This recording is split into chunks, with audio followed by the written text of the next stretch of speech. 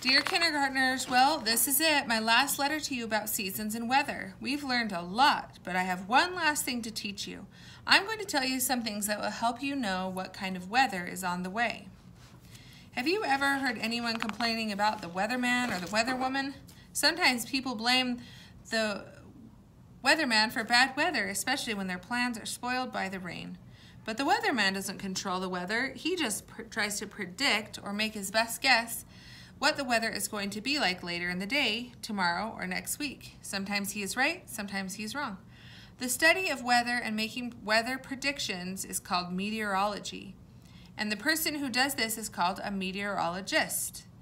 The word weatherman and weatherwoman are sometimes the words that we hear on television about the person who's going to tell you the weather. Maybe you've seen them on the evening news. Often the weatherman or weatherwoman is a meteorologist. Predicting weather is important so that people can plan things like picnics or trips to the beach. If my parents are planning a family picnic, for example, they want to make sure that it's not going to rain on us while we're outside. But picnickers and vacationers are not the only ones who care about what the meteorologist has to say. Farmers need to know how much rain to expect. If the meteorologist says it's not going to rain for a while, the farmer may need to figure out another way to water his plants. In fact, anyone whose job could be affected by the weather needs a meteorologist. Whether the person is a baseball player, a construction worker, a garbage man, a pilot, or an astronaut.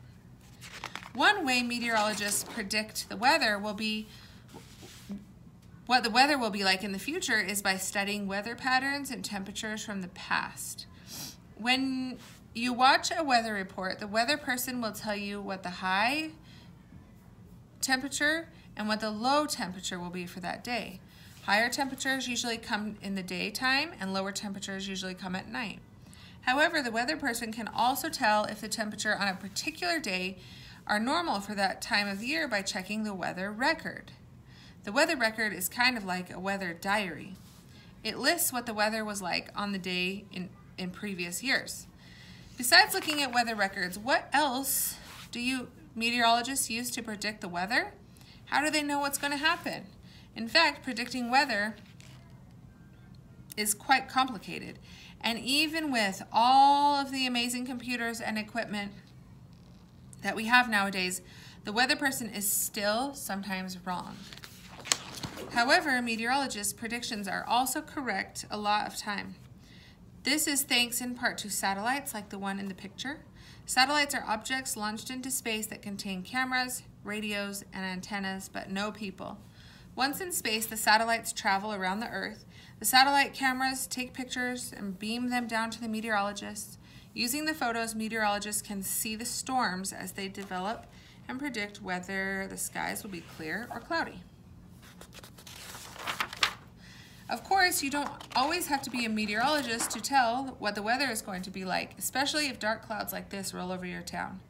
These dark clouds are types of cumulus clouds and are often develop in thunderstorms. You can also find cumulus clouds during nice weather when they appear white or puffy like a cotton ball.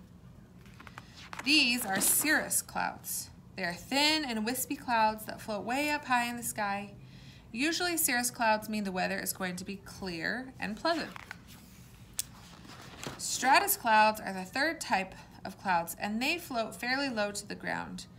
These flat clouds can stretch across the entire sky. Sometimes they drop light rain or drizzle.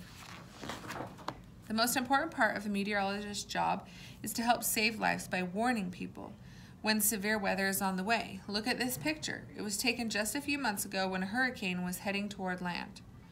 The man in this picture is studying the images of the hurricane just as it is about to strike land. The image was made by a computer that is able to determine how fast the wind is moving, how much it's raining, and the direction the storm is moving. Thanks to computers and satellites, the meteorologists saw the hurricane days before it came, so they warned people to leave their homes. A lot of people were kept safe because of the meteorologists. Meteorologists also send out warnings when they think tornadoes, blizzards, or other extreme weather is approaching.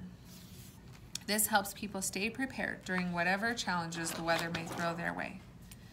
Even though you can predict what the weather should be like during any given season where you live, it is difficult to always predict from day to day exactly what the weather will really be like. So it's a good idea to listen to the weatherman or weatherwoman so you know if you should carry an umbrella, wear sunscreen, or wear a jacket outside. Well, that's it for me now. Thanks so much for helping me with my weather project. From now on, I hope you'll keep an eye to the sky and always notice the weather in your hometown. Okay, that's it for our seasons and weather. You guys did an awesome job.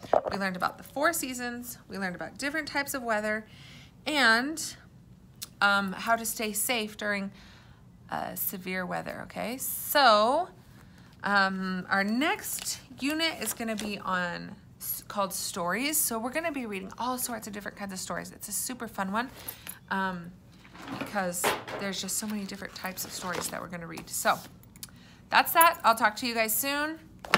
Do your best.